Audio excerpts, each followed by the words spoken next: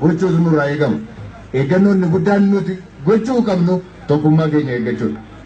Tokkummaa keenya eeggachuudha. Tokkummaa keenya yoo eeggachuu baanne ammallee booddeetti deebi'uutiif jirra.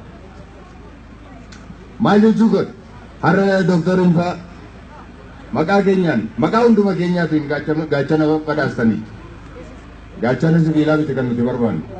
Nuyi walii gaachana. Akkana miti ree? Nuyi walii gaachana. Kanumatti amanna nuti. Wallagga Shawaaf gaachana. Shawaan Harargeef gaachana. Harargeen Booranaaf gaachana. Booranni Gujiin gaachana. Arsiin Jimmaaf gaachana. Oromoon waliin gaachana. Tokkummaa keessan eeggadhaa. Tokkummaa keessan eeggadhaa. Yoo kana ta'e diinni nu gidduu seenuu hin danda'u. Kanaatiif gara fuulduraatti ni deema. Lammaffaa naamusa amma ittiin deemaa jirru.